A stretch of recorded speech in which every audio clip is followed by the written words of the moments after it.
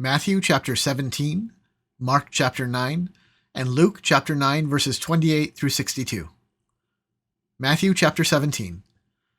And after 6 days Jesus took with him Peter and James and John his brother, and led them up a high mountain by themselves. And he was transfigured before them, and his face shone like the sun, and his clothes became white as light. And behold, there appeared to them Moses and Elijah, talking with him.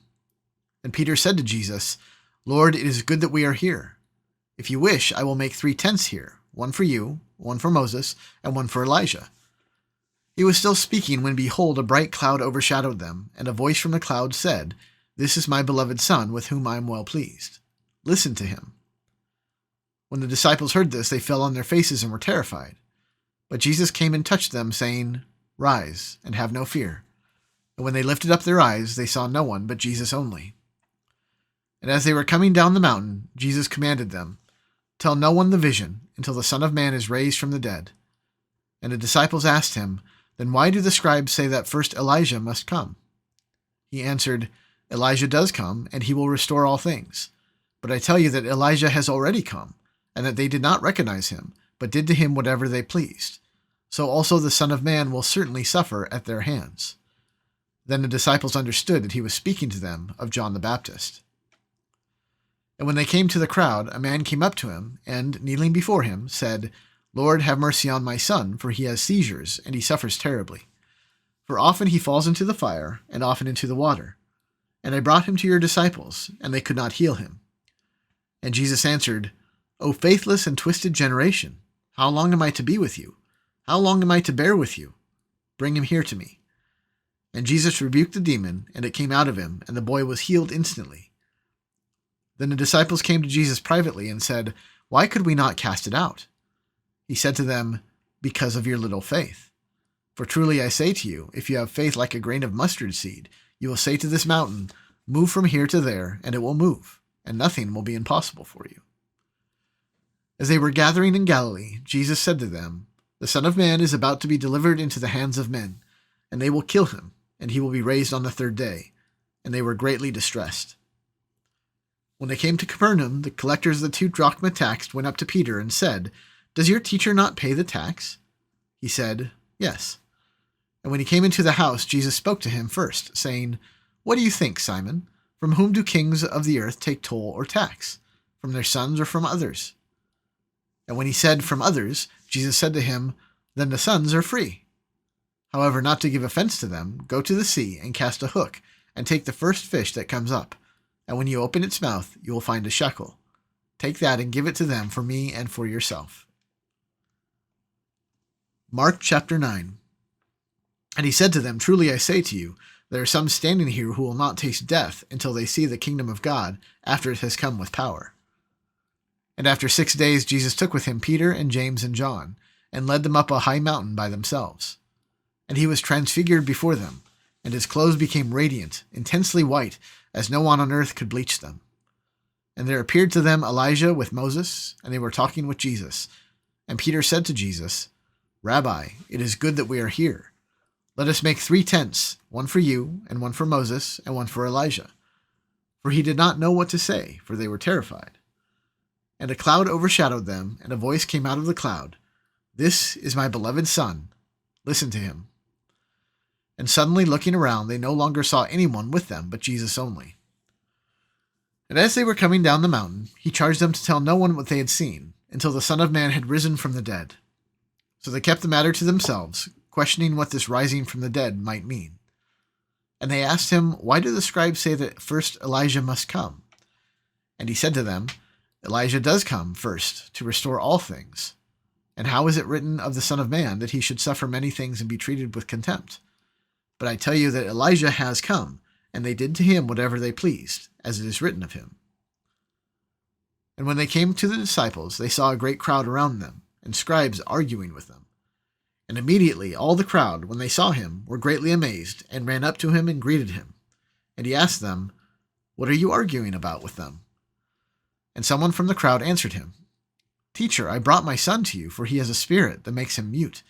And whenever it seizes him, it throws him into the fire, and he foams and grinds his teeth and becomes rigid. So I asked your disciples to cast it out, and they were not able. And he answered them, O faithless generation, how long am I to be with you? How long am I to bear with you? Bring him to me. And they brought the boy to him. And when the spirit saw him, immediately it convulsed the boy, and he fell on the ground and rolled about, foaming at the mouth. And Jesus asked his father, How long has this been happening to him? And he said, From childhood. And it has often cast him into fire and into water to destroy him. But if you can do anything, have compassion on us and help us. And Jesus said to him, If you can, all things are possible for one who believes. Immediately the father of the child cried out and said, I believe, help my unbelief. And when Jesus saw that a crowd came running together, he rebuked the unclean spirit, saying to it, You mute and deaf spirit, I command you, come out of him and never enter him again. And after crying out and convulsing him terribly, it came out, and the boy was like a corpse, so that most of them said, He is dead. But Jesus took him by the hand and lifted him up, and he arose. And when he had entered the house, his disciples asked him privately, Why could we not cast it out? And he said to them, This kind cannot be driven out by anything but prayer.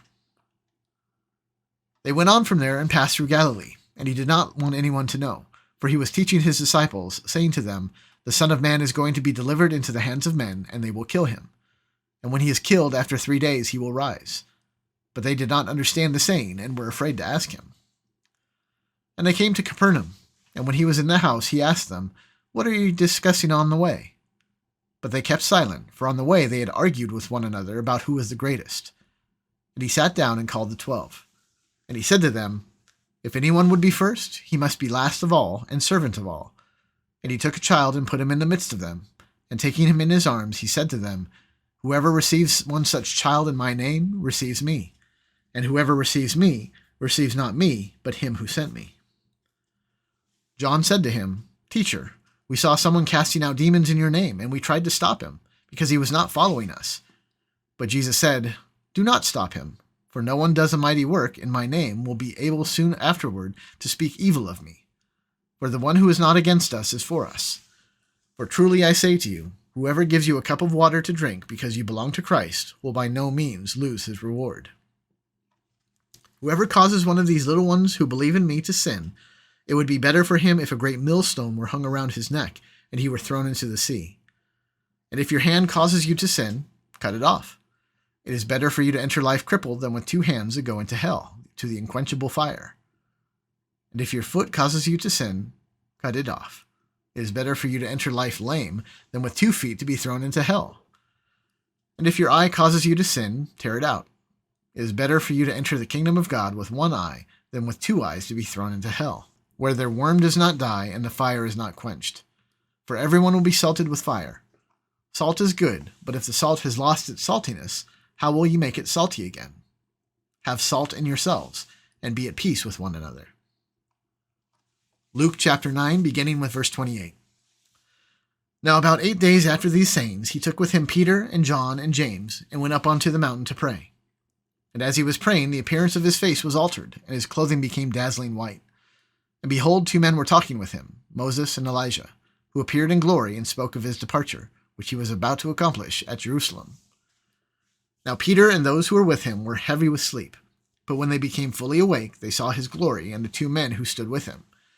And as the men were parting from him, Peter said to Jesus, Master, it is good that we are here. Let us make 3 tents, one for you, one for Moses, and one for Elijah, not knowing what he said. As he was saying these things, a cloud came and overshadowed them, and they were afraid as they entered the cloud. And a voice came out of the cloud, saying, This is my son, my chosen one. Listen to him. And when the voice had spoken, Jesus was found alone, and they kept silent and told no one in those days anything of what they had seen. On the next day, when they had come down from the mountain, a great crowd met him. And behold, a man from the crowd cried out, Teacher, I beg you to look at my son, for he is my only child. And behold, a spirit seizes him, and he suddenly cries out, and convulses him so that he foams at the mouth and shatters him, and he will hardly leave. And I begged your disciples to cast it out, but they could not. Jesus answered, O faithless and twisted generation, how long am I to be with you and bear with you? Bring your son here. While he was coming, the demon threw him to the ground and convulsed him. But Jesus rebuked the unclean spirit and healed the boy and gave him back to his father. and all were astonished at the majesty of God. But while they were marveling at everything he was doing, Jesus said to his disciples, "Let these words sink into your ears. The Son of Man is about to be delivered into the hands of men." But they did not understand this saying, and it was concealed from them, so that they might not perceive it, and they were afraid to ask him about this saying. An argument arose among them as to which of them was the greatest. But Jesus, knowing the reasoning of their hearts, took a child and put him by his side, and said to them, "Whoever receives this child in my name receives me, and whoever receives me receives him who sent me. For he who is least among you all is the one who is great."